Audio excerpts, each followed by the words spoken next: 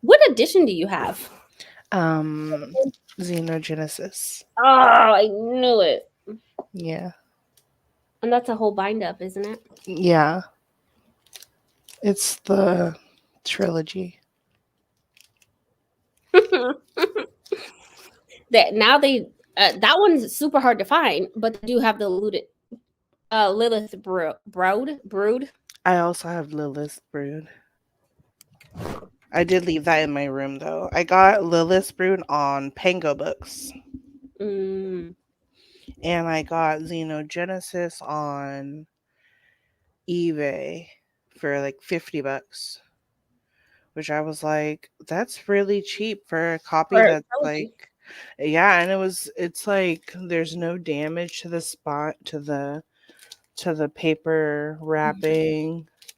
So the cover looks nice, and I kept it in this plastic that it got shipped in. That's amazing. It looks so pretty. Um wow, this is my first time reading Adulthood Rites. I finished this morning. You did. Yeah. So, hey Jessica, how are you? Miss you. Um, First of all, I just love this photo. Mm. She uses, I don't know if it's this one or another one often, but braidings. What did you think? Oh, I rated a 4.5. I gave it a 4. I gave it a 4. I really enjoyed this. Okay, Alec, thank you, sweetheart. Um, I love how descriptive Octavia is in these books. Mm-hmm. Um, it is a perfect sci-fi for me, and so I'm giving it 4 stars. Mm. I So really loved the world building and the character development of Akin. absolutely. Hey Nora, Mama Nora. I'm ready to be adopted. The more I adult every day, I'm ready to be adopted. Tell her, hit me up. I can move in. Hey D, how are you? How's it going? Um, so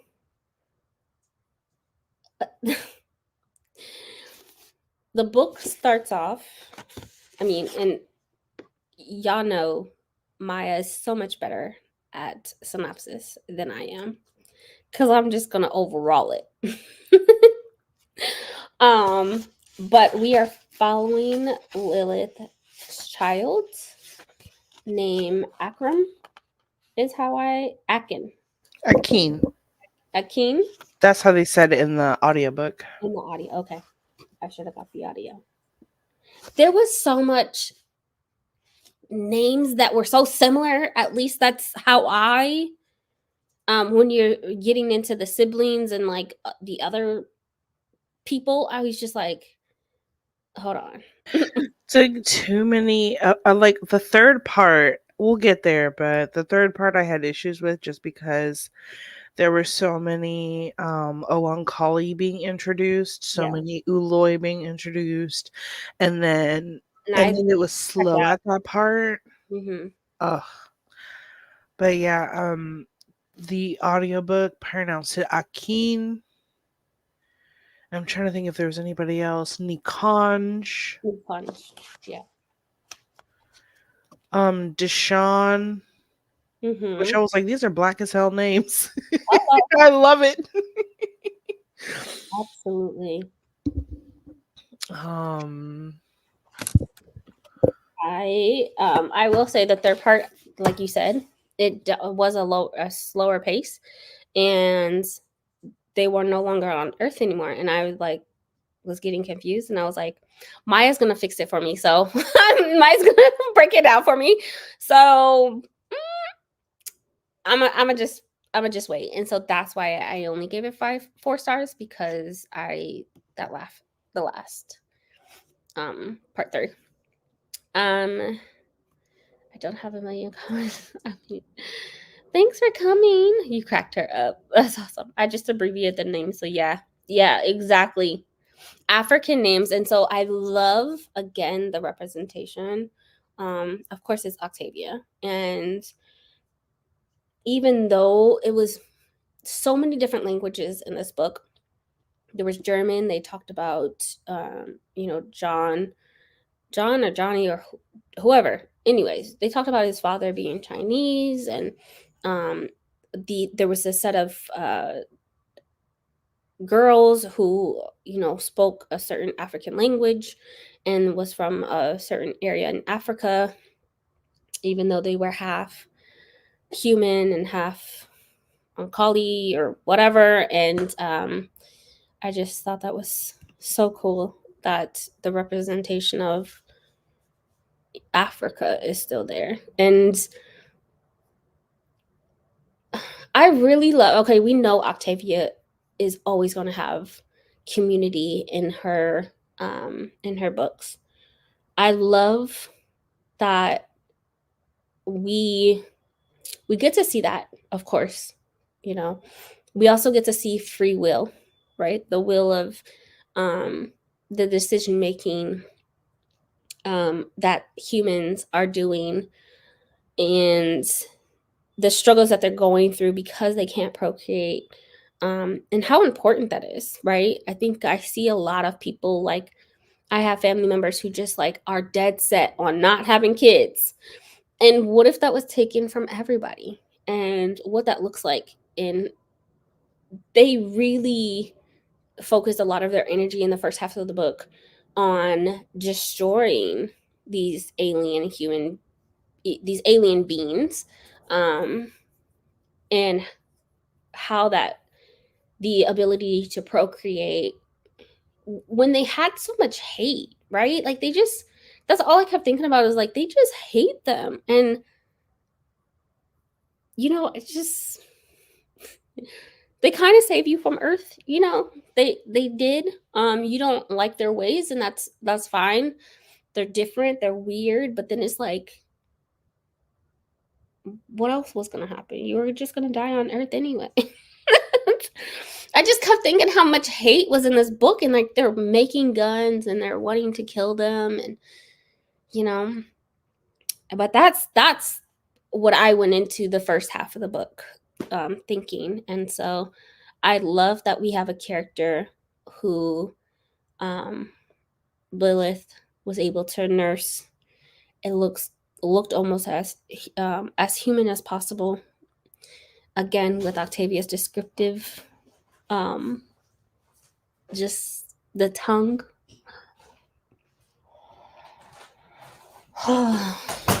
It was very descriptive, and I love that. We see days after he's born and how intelligent he is. I thought that was amazing that they did that, and they made him as human as possible. Did he end up that way? No. No, but yes, I love that. I love the way they describe the children. Yes, I love how sensory this book is. When I was a teacher, I made sure that my classroom had a ton of sensory things. We know that children, their first senses is going to be touch and taste. And you get that within this book with the children. They are tasting everything. Everything. I remember at one point he put a perfume bottle and was like licking the perfume bottle. And it's like, why? But that is how they get to know them. And they talked about, again, with the descriptive sounds, they talked about how, he is a part of this and that, and this person, and how he has to taste and he can feel that they are a part of him. I thought that was really cool. So I really liked this book, and of course, excuse me, of course, Butler had to, one second. Of course, knowing Butler, like, the baby couldn't just be a baby. The baby had to be like a hyper intelligent, conversation having baby. Um, and she is so good as an author at making you feel emotions, whether you want to feel them or not. And for the majority of this book, I just remember feeling frustration and like anger at the stupidity. Like, oh my gosh. But I remember going to the virtual like Parable of the Sower 30th anniversary, and someone was talking about Butler's ability to not only make you feel, but but she's putting something in there that is realistic. Hmm. You could see it happening. Oh, you can envision all of it. Yes. And it's like, I could see humanity being so stupid that they would do this. Yes. I could see humanity being so foolish that they would do this. And like, we'll get to that part later, but an example of the foolishness would be that Tate almost died literally because Yeah. Gabe did not want to accept help from an Oankali construct. Right. Like, oh well, she doesn't need your help, and it's like she's going to die Exactly. from her injuries if you don't just shut up and let him help. Right. Yeah. And just Suffering a lot of head trauma. yeah, she had broken bones, broken ribs, Mhm. a bruised kidney. No, both of her kidneys were bruised. Um, um, one of her vertebrae slipped out of place. Like, just and So she was like that for descriptive. she was like that for a month, just Mhm. suffering for a whole month, and Gabe was just like, "She doesn't need your help." Like, bro, shut up, the hell I don't. Exactly. Like, she she is writing stuff that is so believable. So not only am I feeling frustration, I'm feeling like, oh, this really is likely to happen Yeah. in real life. Yeah, absolutely. This reminded me of the community Dora wanted to make. I can see that. I can absolutely see that. That's an amazing connection. I love that. Empathy. Yeah, throughout the series we see human like this. Absolutely. And the Oncology is so good about making predictions and it coming into fruition, right? They knew the moment they got to Earth and was like, Lilith, you can't go. They're going to kill you. Yeah, absolutely. They blame you because they have no one else to blame. They can't blame themselves for destroying Earth, for causing, the ozone and causing this and causing that. It talks about that in this book is like, you were going to die. Like, you were going to burn to death because of the ozone being so badly, just badly depleted or just, not there. You didn't have a choice. And so after the war, it's like people were dead anyway.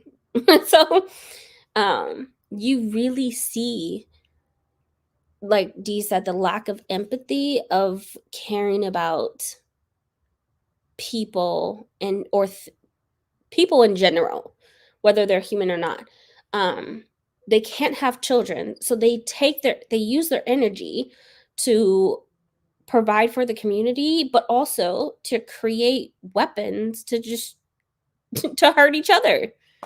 Um, and that was all predicted, and they're really good about you know making those predictions and at least trying to attempting to keep people safe, but or the ones that they care about safe. But they allow these groups to just kill one another if they want to. Like, we can't get involved. They don't want our help. And they're not going to have children, so They have nothing better to do but to hurt each other. And that I can see all of that happening. If that was to just happen today, we don't have any children. We're fending for ourselves. Everything's gone to shit. We're having to start from the bottom up, right? Grow our own fruit, go around this.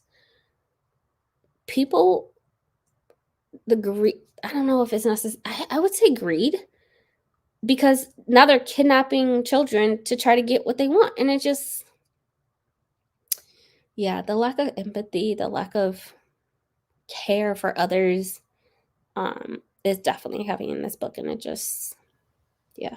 And there's a contrast in the beginning from when Akin is born to him being around the Uloi and the Owankali and being around Lilith and his siblings, to the love that he receives and the care that he receives and the treatment that he receives, versus being kidnapped and the neglect and the literal abuse. Like Abuse.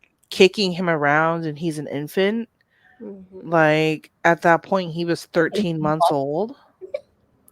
Making him walk, and he's just like, even though he can communicate, and then after he got, kidnapped, Yeah. he like put him down and said, "Now walk." And It like, just made him walk, and he and it said like, "Oh, he didn't even bother trying to keep up because he knew he couldn't, so he just he just walked as best he could." And I'm like, "He's 13 months, like what?" Oh my god. The lack of empathy was just stark in yeah, comparison to the care and love and attention and affection that his family had given him. yeah. And And I you feel that in the beginning, like you said, because he's learning from each of them, yeah. each of them, and it's I thought it was amazing because we kept hearing about how much he's like humans, but then he has, this other side of him. Uh, Mm-mm. yeah. Even though he was kidnapped, I feel like he needed that. And you feel that towards the, what is it, part two, where he's like with them and leaving to be around them and being with women as well. Um, he's learning their side, he's advocating for them. But I think um yeah, dragging him by his limb, the abuse that he was feeling. So he goes into this, um he's born into this loving community and then gets kidnapped, and you really see the abuse. So again, with freaking Octavia, making your emotions just like a freaking roller coaster within a few chapters, and it's like, yo, You come just on. I mean, it's already bad enough you got to like. I had this imagery in my head when Tate, I believe, got beat up, and I'm like, oh my god, here we go, Octavia. I know, oh, man. I was so pissed. I was like, not you dragging this literal baby. Literally drag. Like, you dragging this baby, kicking this damn baby. I don't understand what's wrong with you. And they were supposed to be ignorant and they were supposed to be stupid. But, I mean, and then, oh, just the way everything played out. Like, so they finally get to Phoenix where they want to sell him. Mm-hmm. And, Akeem doesn't want to tell oh, I forget his name, but the guy's father, he doesn't want to tell his father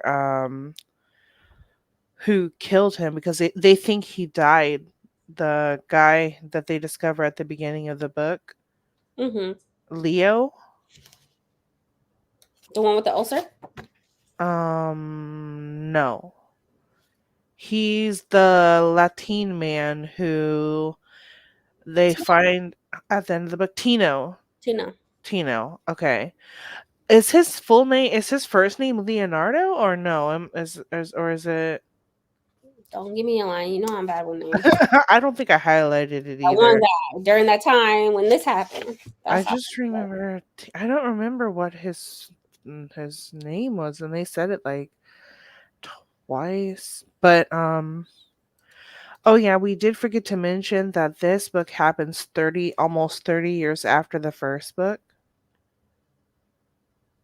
Really? Yeah, because she says on, I don't know if it's the same chapter in your book. It is page 50 in mine, and it says Akin is the child of a man who died nearly 30 years ago. Who that was her boyfriend who got hacked to death in the first one. And then Tino says to Lilith, "So you're what, in your 50s?" And she responds and says 55. Oh, yeah. So it's been almost 30 And, years. right. And she's had several kids before. Yeah, they've all been girls. I'm really over here looking for Tino's name.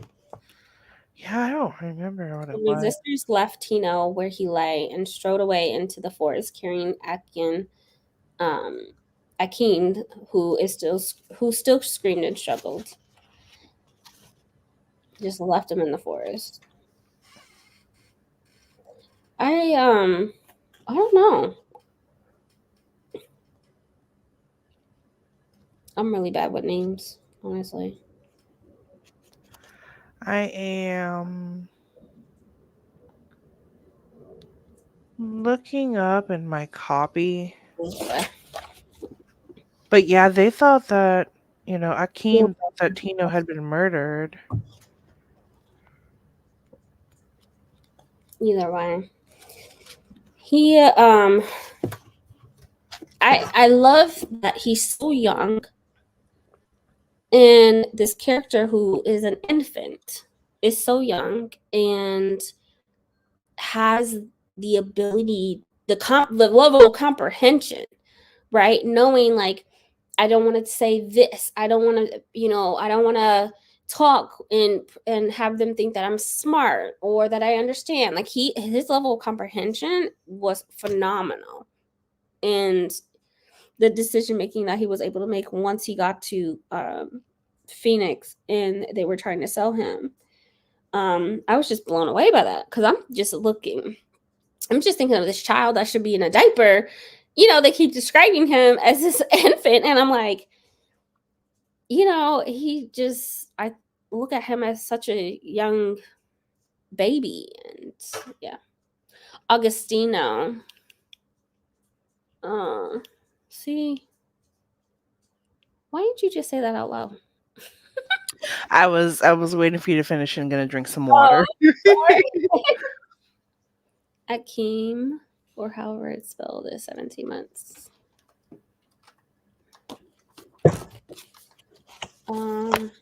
I keep saying Akin because that's how it's spelled. So I do apologize. I know it's Akin. Hmm. I just that's how I said it. I But have the old audiobook narration. There was a narrator who narrated the trilogy, all three of them. But with the new audiobooks, um, each one has a different each one has a different narrator. for the So, individual books, yeah. So she just kept pronouncing it Akin. Akin. Yeah. Yeah, I'm not surprised if it's pronounced that way. I just physically read it, and I finished it a couple weeks ago, honestly.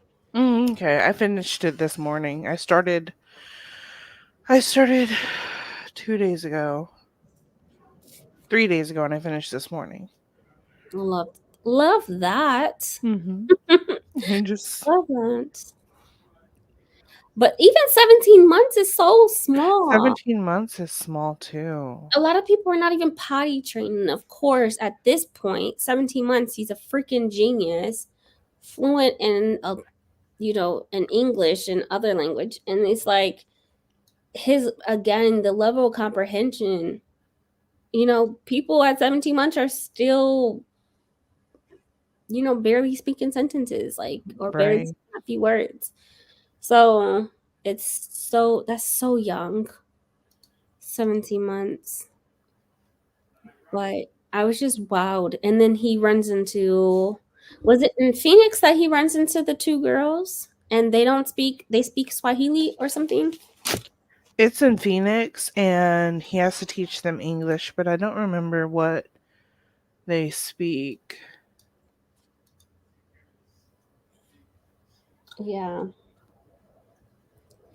There's so many languages in this book. So many. German, Spanish, um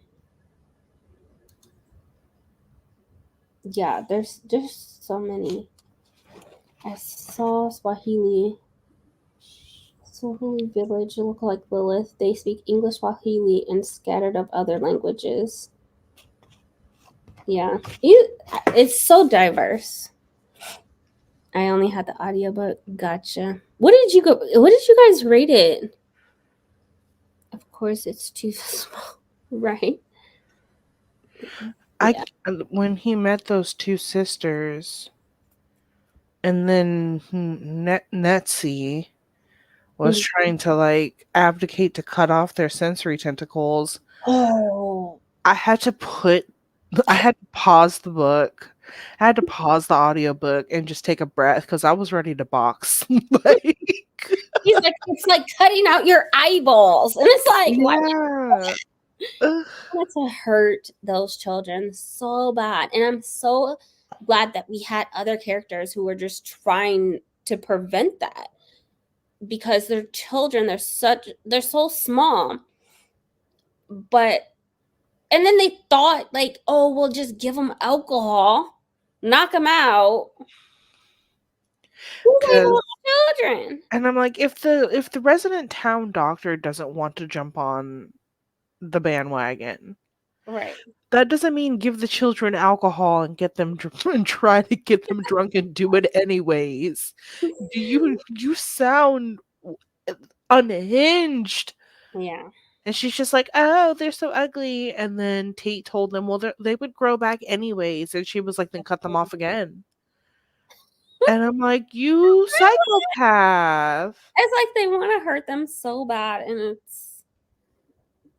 pick on someone your own size. You know what I'm saying? Why children? Psychopath. Very much so. I just couldn't, like, mm-mm. I'm so glad Akeem was there to just kind of advocate, but then, um, like when the girls finally got away, and he's like explaining, like this wouldn't be possible. The one, their bodies wouldn't get drunk, but two, like they're stingers. They'll kill you.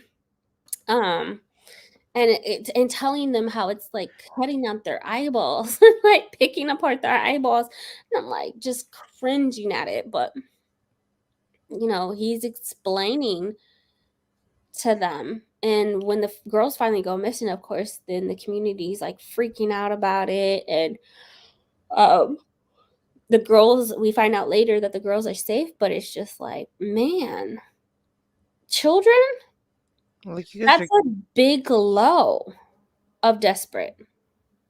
trying to hack up children because ooh, they look ugly to me and I don't like the way they look. They look too alien. They need to look more human. They're never going to be human enough for you. At all. Ever. Like, there's no sense in hacking them up and cutting their sensory tentacles off. Yeah. And just imagine how like those girls were so scared. Like, Terrified. they were like, we have to leave. They're literally trying to maim us. Like, Mm-hmm. and they said that they weren't much older than Akin. I think 4 and 5 years old. Mm-hmm. So, just stupidity. Just the just humanity. Just meh. For people who want children so bad to think like that. You want children so bad, and you're stealing kids and then abusing them. You don't deserve a lick of nothing. No. I'm surprised you're still alive. Like, come on now. Just unhinged. Very much so. Just So unhinged. glad that they actually got away. Um, Yeah, I'm really glad they got away. Me too. Right, I was like, oh my god, I thought it was like Portugal. I have no idea. 5 stars? 5 stars. I actually didn't like the book at all. Mm. Was it too sci-fi and too graphic? Like, what was the reason behind that? Because I mean, it's definitely heavy sci-fi. Um, yeah.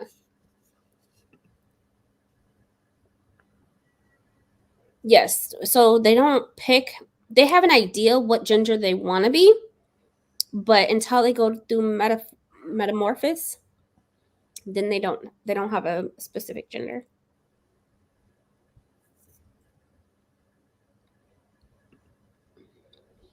Huntington disease. Um. So I don't even remember her name. Yeah, I'm so bad at names. Um. Tate. Who Tate. was it? Tate. Was it Tate? The one with Huntington's? Mm-hmm. Yeah, it was Tate. Okay. And I remember Akeem like licking her and finding it. Mm-hmm. Tate. Mm-hmm. And it again with that like sensory of being able to taste anything within someone's cells or body. It's just ooh. Then the way he said, like, when he was a baby, like, I'll collect this and give it to Nikonj. And I'm like, mm-mm. Mm-mm. Mm. Man. Yeah, he brought when he finally was found. He was like 3, right? By the time Yeah. we found him, It had been a year, they said. A year had passed. which is crazy. Um, And they said that was because the Oankali as a whole voted to not search for him any longer. mhm. And the only people who were still looking for him were his immediate family. Yeah. Which he has 3 parents, and I was like, that is some cool ass shit. Which is, I think, Lilith, Nikonj, and Deshawn. And Ahajas. Well, Ahajas is technically not his mom, I don't think. I think it's just Deshawn, Lilith, and Nikonj. It was hyper focused discussion on gender at one point, and it didn't sit well with my soul. I can see that. Mm, I can definitely see that. yeah. I like the idea of not conforming to a gender until you go through this process and then having to pick one. But then like what if you decide you don't want to pick one? Because, you know, they were talking about, in part 3, they were talking about Akeen's close sibling that had been born, which I can't remember their name now. Mm-hmm. And they wanted so badly to metamorphose into a female, but they believed that they would start turning male because they had been so separated from Akeen himself. And so they were really upset that they were starting to become male. Mm, And that part was uncomfortable because it's like that they don't get to choose what they want to be. yeah. Yeah. Which is like why leave it up in the air until you go through this phase if at the end you're turning more one than the other because then you've picked, so that's a good point. um Hold on, sorry, my sister's dog is here. Oh, it's okay. Sister finally got back into town, and again, her dog might as well just live with me at this point. Uh-huh. But yeah, I just yeah, I like the fact that they're not focused on a gender, but they sway more on whichever way, but then they could technically choose. But like you said, that one situation, or I'm sure it's more than just one situation where it's like they're leaning more than the other because it's dependent on someone else, Yeah. which just be what you want to be. Because I think the way she described it is like the closeness of the siblings determines the gender. So, like, one sibling will turn out male, then that means the other sibling will turn out female.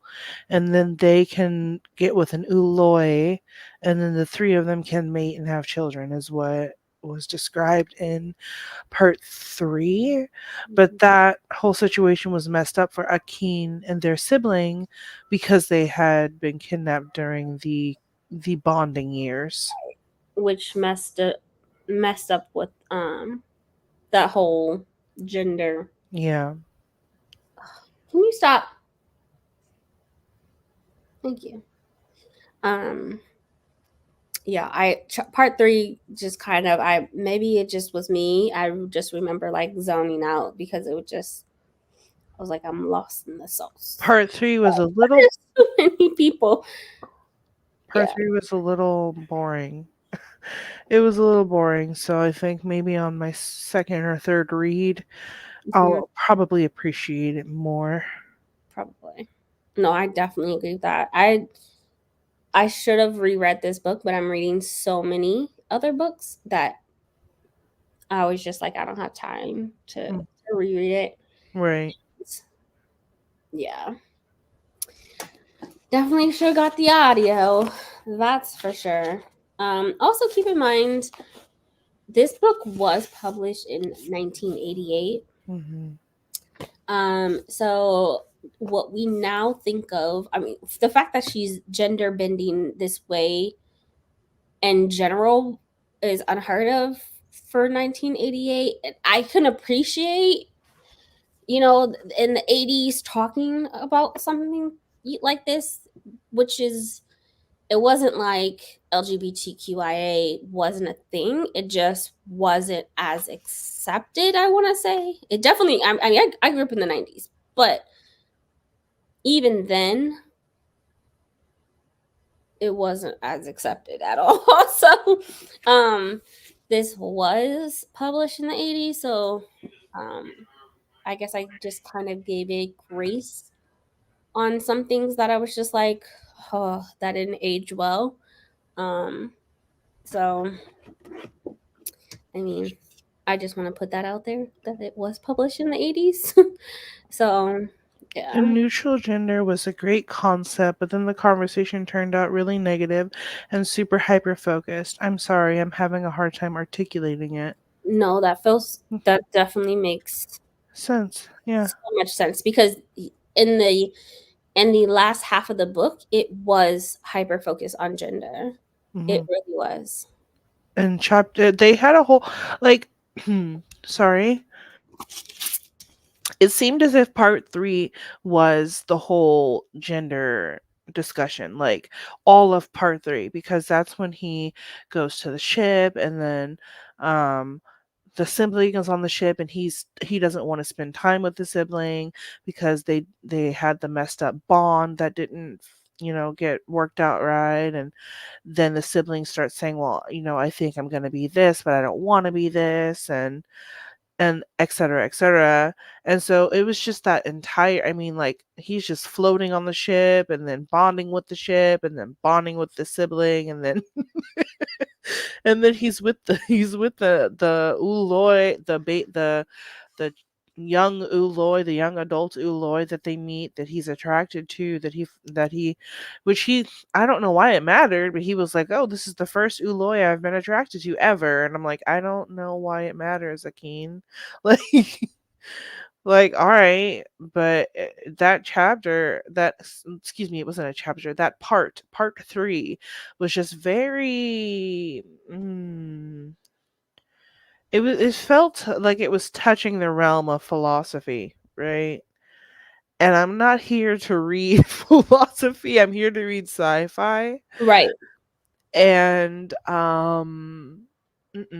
I read through it, didn't understand a lot of it. It was a lot of characters. Like you said, a lot of philosophy. They started talking about living on Mars. And I found that intriguing because that's a whole thing now, right? Like, you got SpaceX wanting to go to Mars to create life on Mars as a potential life, a possible opportunity of life on Mars. And I found that intriguing because, again, this is the 80s when she's publishing it. It's like, what? We were barely thinking about the moon, but um, yeah, I found that intriguing, but then it was just too much. And I was lost. And I was like, Maya's gonna make sense for for me when it comes to part 3. I literally remember like just skimming through it and I'm like, so and so said this. Okay, moving along, next page. And I remember just skimming through it because I was just like, I don't know what the fuck they're talking about. And it's just too much. Like you said, they were talking about gender and this and that, and I was It I was, can't see what happened in part 3. I couldn't. It was Or what the very plot was. it was very boring. I was like, Octavia, what she's feeling herself right now. She's getting deep in there about her philosophy on this alien race and gender, and I don't think I'm vibing with it. No. And I think the main thing was just like, not that they can't choose, like people, well, we have people in real life who are like, I was born in the wrong body, this Yeah, is the gender I actually am, or I'm non-binary and I use they them pronouns, and so they can come out and say who they are and be who they are and try to be accepted by their loved ones. you're right. And in her alien society, it's like they're so advanced and it's the future and they know so much and they're Mhm. so educated and intelligent, but like the one thing they can't do anything about is their gender. Yeah. They're just stuck in their gender, even if they feel like they're in the wrong body, like, well, they're going to be in the wrong body, like a keen sibling. And then having to grow up not male, not female, and then going through this metamorphosis where now it's like this is what you are. Hmm. And then boom. That to me is traumatizing, first of all, because I've been growing up gender neutral forever.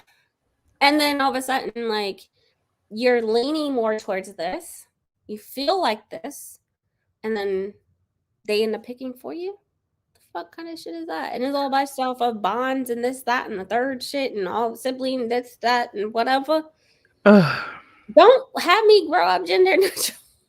it was too much. I There's so and much and freedom of that. I felt like they had a lot of freedom to just, I am not this, I am not that, I am here.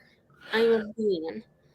And then, yeah, you're leaning more towards this or that.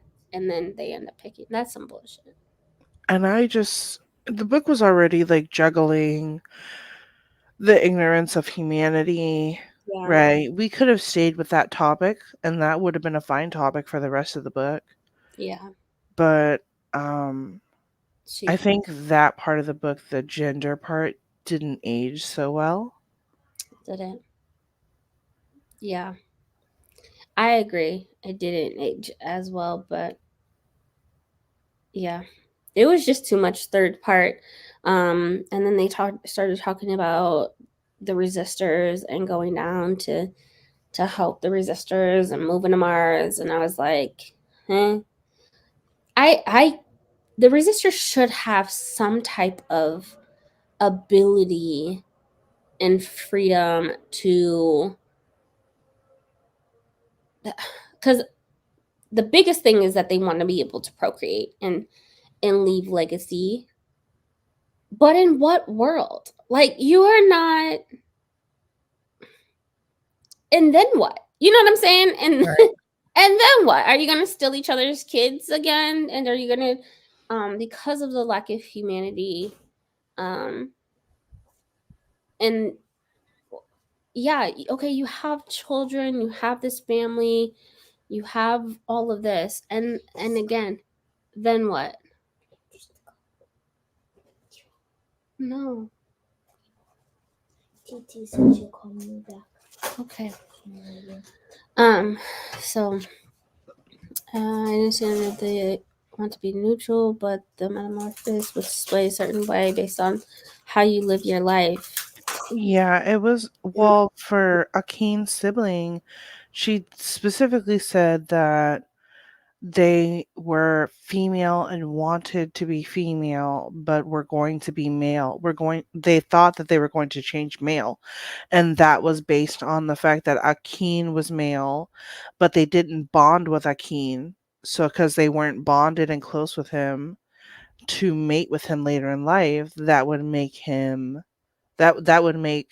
Akeen's sibling later in life become a male.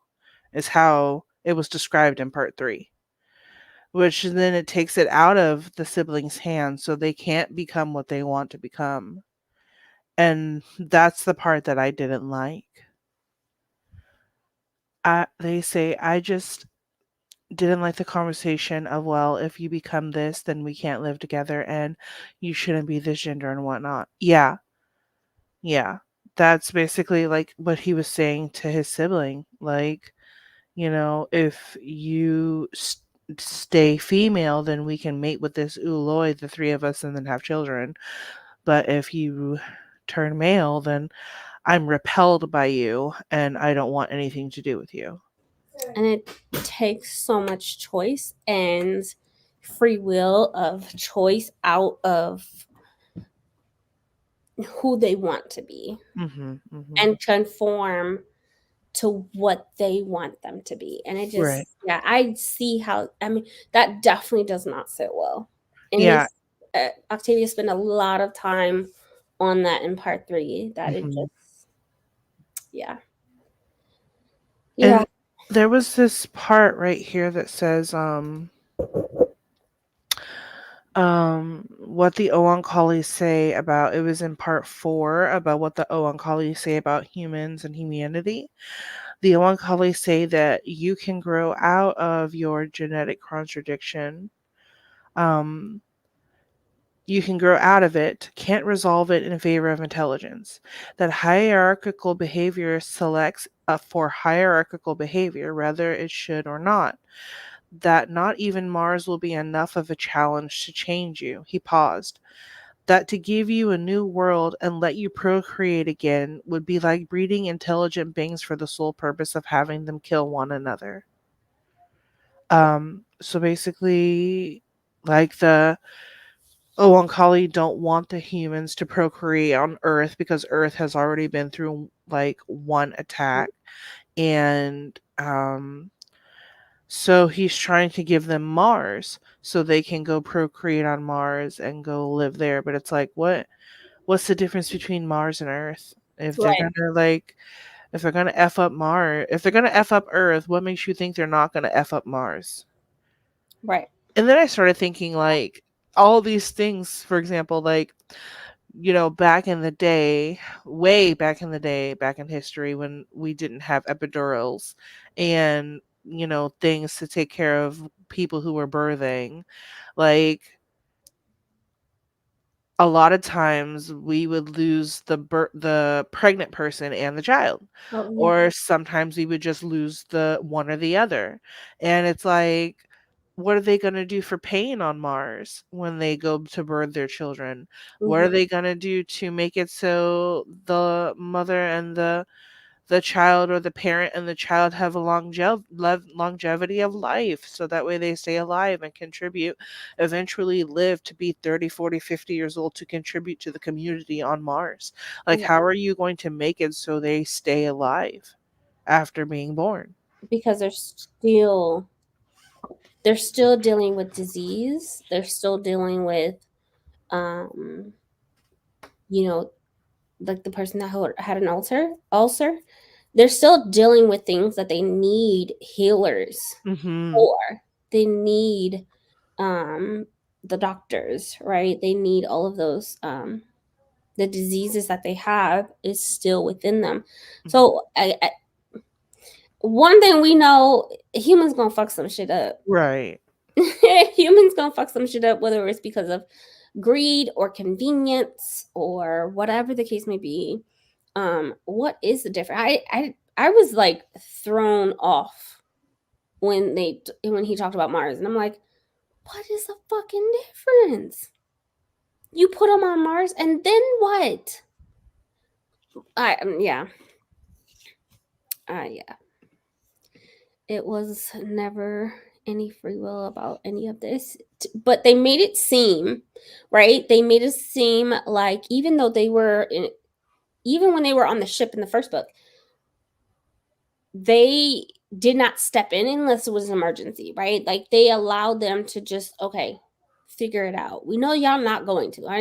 We know that y'all gonna hurt each other and do all of these things, but there was a sense of free will within the book of, okay, now we're taking you to Earth and peace, right? If y'all don't want to be a part of us.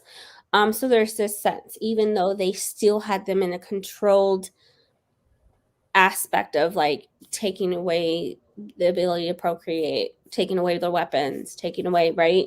Um, so it's not necessarily free will, but they made it seem that way, that they have the right and the ability to act like a human with no empathy or care in the world.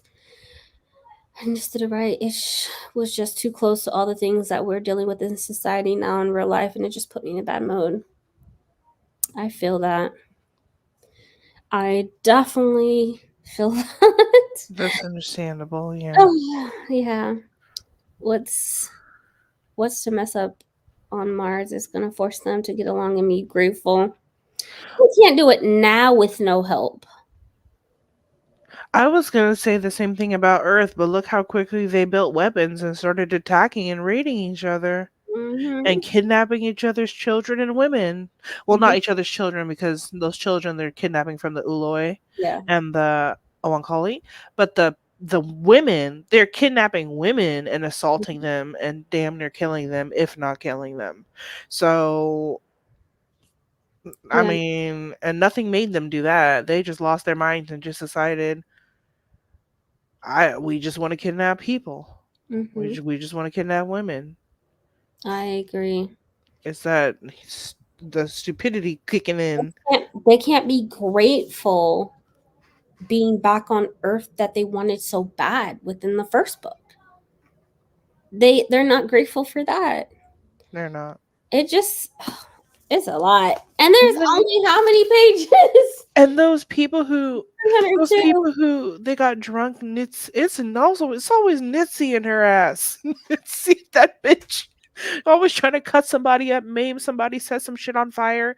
She set Right. that building on fire at the end of the book when Akin was still in it and he was healing from the metamorphosis. Mm-hmm. And he couldn't walk by then, so he had to be carried out. Then Gabe damn near killed and burned himself trying to carry Akeem out of the burning building. Too It's much. human stupidity. And then so again, because I know you're gonna fix this because I checked out in part three and or maybe it was part four. I don't remember. It was a part of that second half. Um, so when he went through metamorphosis, he ended up Mhm. changing Yeah. drastically, right? Yeah. Okay. I want to make sure that I wasn't losing it Because because now he before, didn't think as human. yeah, because before he had, like, I see the picture where it's like a brown man and he's got long hair. So I just assume he had shoulder length hair. And it said that all his hair fell off and then his skin went from I want to say brown to black, I Mm, think. And then he didn't have any century tentacles before, but then after that he got them on his head, on his throat, and on his back, and then a hole opened up in his throat so he could also breathe through. So he has a hole here now too. And then I'm trying to think of if they said anything else. Yeah, because there was a part where like where he the smoke was coming in, and so he He tried to close his mouth, but still leave this hole open to breathe. And I was like, Fucking Octavia. I checked out, and I promise you, I was like reading it. I was like, I gotta finish it. Gotta finish it. It's October. I want to finish it before the end of the month. I had checked out. I just knew he changed a lot drastically. He couldn't walk, and he looked so different. And people weren't going to recognize him, and his, because he didn't look as human anymore. And I was like, okay, it did that much, because that was the point of making him more human-like. Fucking Octavia, always give us some shit and take it away. I do think that they were expecting much more from the humans, yeah. And humans are just assholes. To me, this is an illusion of free will. Absolutely. Too much is out of their control. Yeah. Like you said, it's the illusion. We're going to send you back to Earth. You can live there, build your community. Meanwhile, they keep taking their guns. They make guns. They keep taking them, and every time they take them, they make more, but they make them better. They're just spending their day away, making, preserving vegetable, or making, gardens and weapons, and that's all they're doing. That's all they're doing. They don't have anything else to do, so they're just, yeah. and that's part of the reason they're pissed that they don't have any kids. Because for some reason they think, if we all had kids and we'd be so busy. And it's like, Yeah. yes, you'd be busy trying to make sure your kids didn't get stolen by other raiders. Like, Exactly. I don't think the raiding would stop. I don't think the stealing and the kidnapping would stop, even if they had kids. But that is a good point that Jessica says, that to me, this is the illusion of free will. Too much is out of their control. Because even the Oankali say, like, no, we're not. Like, we already gave humanity their second chance back, and look what they're doing with it. They're building guns and they're raiding each other and killing each other. Like, we're not giving them children without us. And it feels like this type of, like, there's one parent that's like, okay, well, I'm the parent that's the responsible parent, and I have to watch you and everything you do. And then humanity is like, well, I'm the parent that's immature and I need to be watched in everything I do. And so that's why the Oankali are like, no, if you want to have kids, you need to come through us and do it through us and have kids through us, so we can monitor you. Right. And they say, and the Oankali claim, well, okay, it's because we believe in exchange, and we believe in mixing our DNA and progressing as a race, or progressing as a, progressing. And it's like, okay, but I also think that you, like a responsible parent would scold like a non-responsible parent, you think that you're the more responsible parent and that humanity is the less responsible parent. Right. You want the children bearing to be done through you. Exactly, to control the situation, control your population, your species as well, because right in the first book there was a sense of recycle. I don't remember if it was a ship or the location or the people in general, um, but they don't last forever, and they have to change and evolve as well. And so I feel like that's a part of it as well. But you can't handle yourselves. Why would they give you children? And I remember them getting off of, reading the first book and knowing that at the end it talked about how they won't be able to procreate, and thinking like, well, shit, look what they're fucking doing on the ship, and it's the grown adults. Imagine throwing having kids is not going to fix the issue at all, because you guys can't survive as a unit. And it just, yeah, I can see all of this and picture all of this.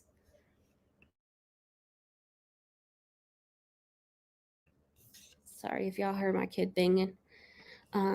That's true. Yeah, he changed a lot. It's wild. Y'all don't need no kids. Period. None. Look at how y'all acting. And even when you do get the children, you're ready to cut their tentacles off. You're ready, deface them and have surgery, get them drunk, drag them by the limbs, mistreat them, abuse them, kick them. No. And like time and time again, they're like, we want kids, and then we see them with kids, and they just Out from fool. kicking them over, Praise God. dangling Akeem by his damn limbs. I said, what the hell? You don't need no kids. At all. I None of y'all. would rather, like, I am not the best of parent, but what the? I just remember reading, like, what the fuck kind of shit is this? Octavia, what is going on in your brain? She's not only explaining to us, but she's depicting and showing us why they don't need to have kids. Exactly. Man. All right, predictions for the third book. I think things are gonna pop off. And like it's gonna be a full out war.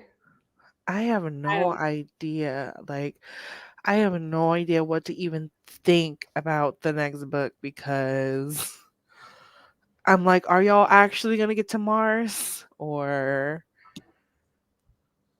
Yeah, I think the Ankali that they're above humanity, but their tactics are also problematic. Absolutely.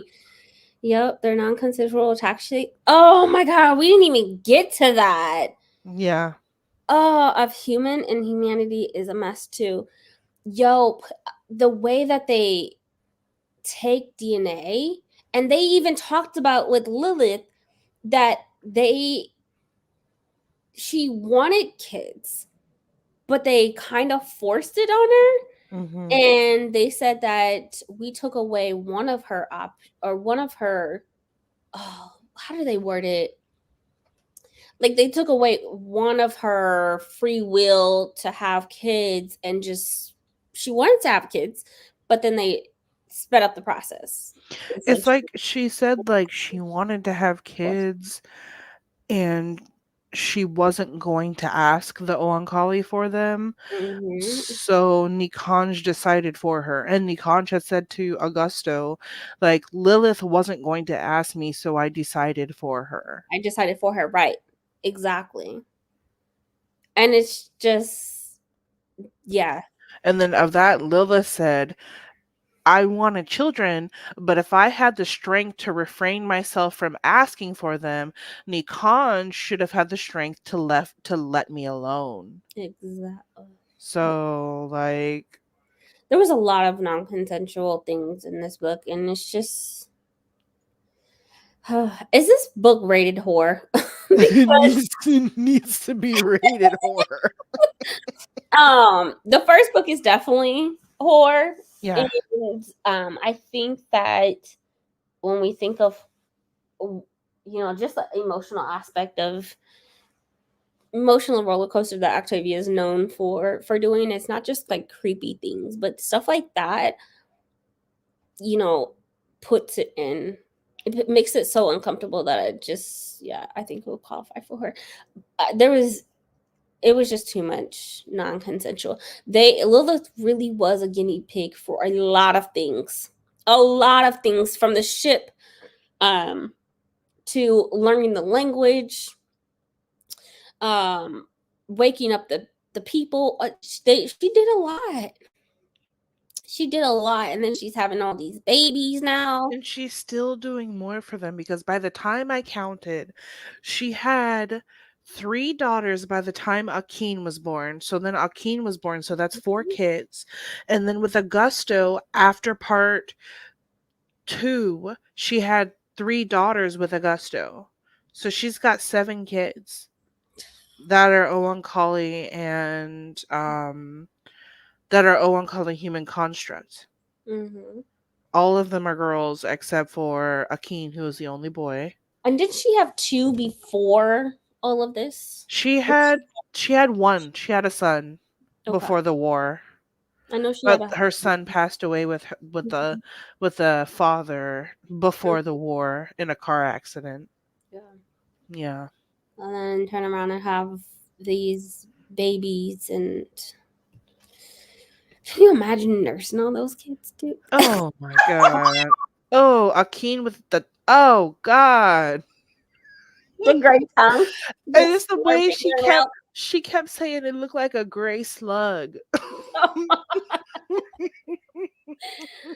Oh, the way it was forced on her, yes. And then, like I get her wanting to just like be at, go and leave, and she talked about how she would leave sometimes, and how she didn't, want to be around or connected with them, and then she would miss her children, so she would come back.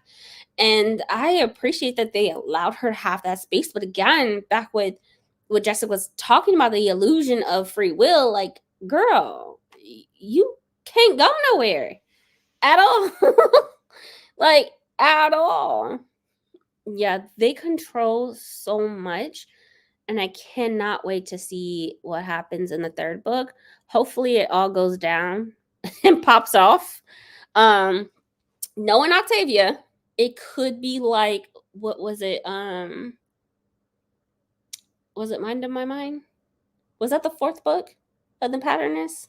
Um The fourth book, the when things start to pop off in the Pattern series. oh, Pattern Master? Pattern Master, Yeah. where it's just a whole shootout. Maybe I just want things to happen. I don't know.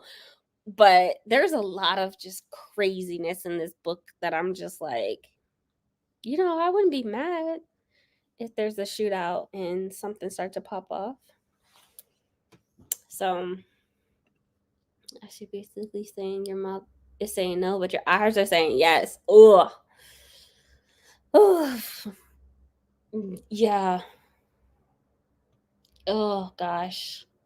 I'm so glad books girl grooves and purrs um that you brought that up, because yeah, we didn't even talk about the consent part. I can't wait to hear your thoughts on the third book. Deep read the whole series already. Um yeah. Right, exactly. She's scaring me too. Again, no free will. Yep. Okay, so what what are you guys' prediction for next book? Okay, it's just that it's Octavia and I'm ruined. My misunderstanding is Octavia and I'm ruined. Yeah. But it did sound like Akeem was sexually attracted to Lilith.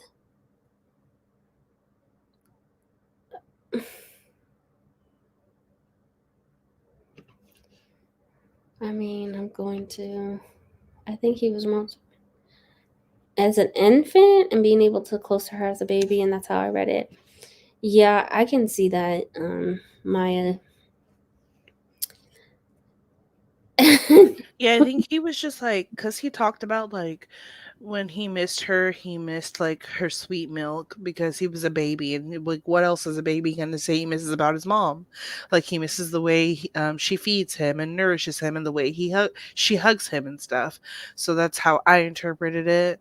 But I wouldn't put it past Octavia because every book she has some kind of incest relationship. Oh, absolutely. So Every single book, every single or one. at least every single series, has some type of incest. Yeah. Oh, So, comfortable and so problematic. I'm like, did you, what was your problem? Why? It's the theme of every book. Right. And I love, like, if it was any other author, at least in modern day, 2000 and above, I wouldn't read none of that. Like A the little grace because of how. Cassandra Clare. Do you know what I mean when I say that? And I won't read it. And I won't read it. Mine's I changed too I much. got I got to book 3. I got to book 3 and I couldn't take it anymore with the sexual tension between the two supposed sibling characters or whatever. And I was like, I'm done. Like I'm not gonna finish this anymore. I'm done. Like the only person I tolerate this from is Octavia. Like, Yeah, ugh, exactly, and that's it. This is I couldn't do it from any other author. no, no. Nothing good is gonna happen. I agree. I think the I'm humans are gonna show again that you know, I don't know because Octavia did say that when she starts off writing a book that it kind of ends up becoming hopeless, but towards the end it becomes hopeful. So I could see things going very wrong, but then at the end there being some kind of resolution where there's a little hope at the end. I can see that. I can see that. Look at Jessica's comment. Oh my gosh. Just the last part, such good trash. From it, if you can see, I'm not ruined. It's just right. It's just her. It's not you. It's not you. I draw the line with flowers in the attic relationship. At, at, I've never seen Flowers in the Attic, and it might be a book, and I've never read it. But I that means I gotta go read this and watch this. what is that a book? I've never heard of it. I know Flowers in the Attic is a movie that my mom was like, "You need to go in your room." So I was in my room while she watched the movie. Man, I'm gonna have to look it up. Yeah, they're never happy endings. It's fuckery. It's happy to some extent. There's a positive outcome for some. If you remember the pattern of series, 2 people out of 4 people got away. So no, somebody got away. I know the dad definitely got away, and maybe another sister In Clay's Ark? in Clay's arc. In Clay's Ark, the dad died. The only one who survived was the twin who had cancer. Okay, She was the only one who ended up surviving, but it was supposed to be hopeful because like okay, the world is infected, but like I'm a new breed of human and I just had a kid, so I'm like that one wasn't super hopeful. But Parable of the Sower at the end of it was like yeah, yes, Ben Cole's family was found burned alive, but but they started Acorn. mm-hmm, have a family, a community. They started Acorn. Try again, right? No, I'm completely off. Avoid it at all costs. I heard about the flowers in the attic. Oh my gosh, now I'm gonna have to look this up. The sibling ancestor relationship. Yup, book and series. Not a book and a series. Oh my gosh. I'm look. It's been a day. Mama let me watch the movie. She had no books back in the 90s. I was allowed to watch. Oh my gosh, Beavis and Butthead. I remember. Oh my gosh, it's such great times. Beavis and Butthead too. Gosh, yeah, my parents didn't control what I watch. I'm still scarred from certain horror movies like Children in the Corn. I cannot Oh watch. my god, Children of the Corn. My dad propped me up in the chair and was like, "We gonna watch Candyman." I thought it was a movie about a man who gave out candy. Candyman, Children of the Corn, and The Ring. Can't do it. Terrified. Just straight terrified. Can't do it. I watched The Ring when I was 13. I didn't sleep for 3 days. I didn't sleep for 3 days after that. I was so scared.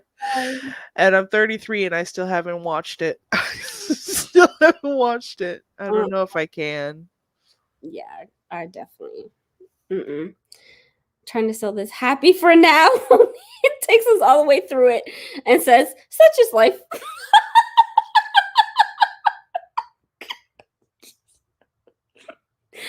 Such is life. Yo, it was freaking fledgling, and I was like, I was it a lot, a lot. That book kept me up.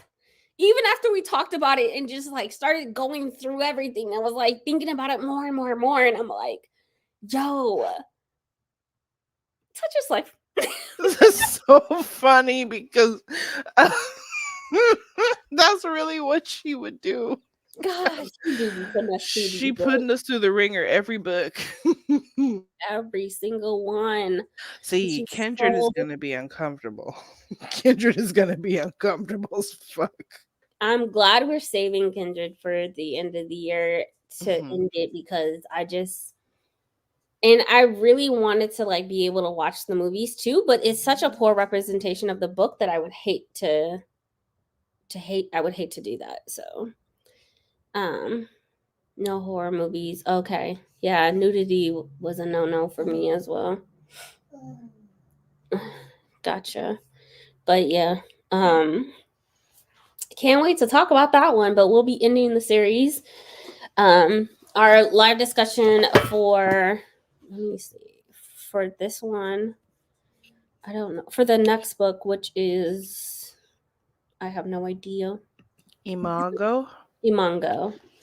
I know it's like red or pink or something. That's all I know. Yeah. That is going to be on the 14th. Hmm.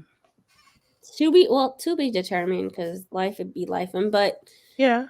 we're gonna try to, stick to the 14th. I will be there Hmm. in Cali, trying to drag Maya out the house. Yeah. Attempting to hang out, but I will be there in a few weeks. Yeah. It'll be a lot of fun, and hopefully we can go thrifting. I hope so. I'm excited. I'm excited too. I'm I have telling you. not even booked my hotel because I don't Oh. know where I'm going to stay, but I'm coming. Okay. Yeah.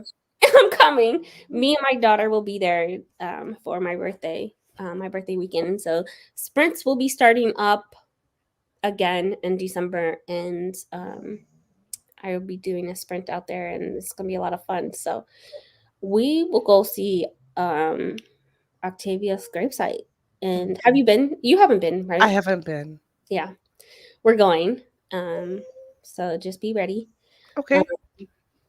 you know, we'll find some acorns, leave them there, Hmm. have some fun, sit and just enjoy. And it's gonna be a lot of fun. But yeah. I can't wait to see you. I'm so excited. A whole year with me, Maya. Yes.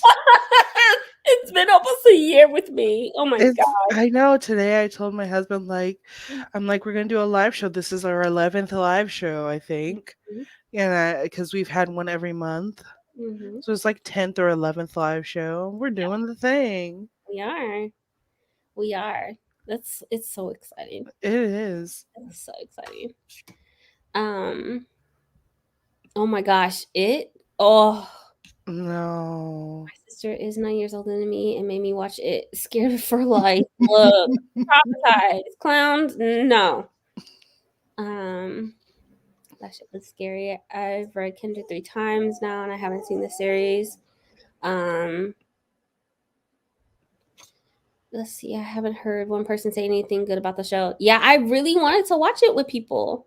I wanted to after doing Octavia all year.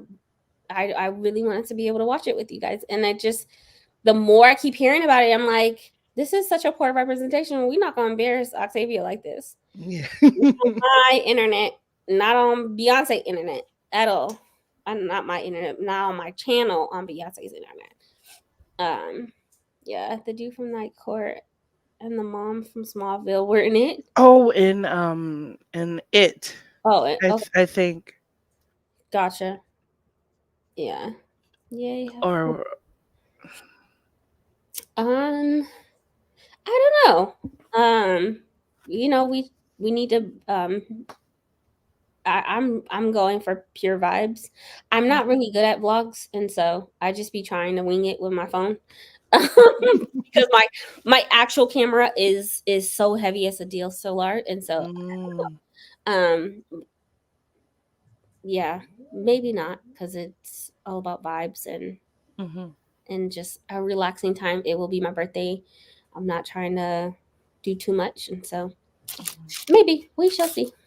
It miniseries. No. Oh no, definitely not. I really enjoy Kindred. Do not watch the show. Sorry, no. Yeah, if it's a poor representation, what I do want to see is I do want to see the musical. Mm-hmm. That would be fun, but it's sold out. The Parable of the Sower musical. Hmm. Yeah, I've been waiting for them to come to LA, and they just have not. Yeah, I wish. I think they're in New York, right? I think But they would right need to. now, yeah, they were just in New York. Mm-hmm. I'm like, I gotta see that. I gotta see that play, Mm-hmm. or it's the opera. An opera. Yeah, I think that was a clever idea to do it that way. Hmm. Um, all right, guys, but that is it. We will see you guys in December to talk about the last and final book of the series, and then Kindred. Kindred will be. Why did I say that twice? That will be in January, Hmm. and so yeah. Any last thoughts? Any I'm last? excited to get to this, and I'm very nervous. This is the last book that I have not read by Octavia, so finally gonna read it, and I can't wait to discuss my thoughts with you guys. Yeah, I can't wait for the chaos. I just know it's going to happen. So yeah. Thank you for coming, guys. Good night. Have a wonderful evening. I will see you guys the beginning of December for Sprints. Bye, everyone.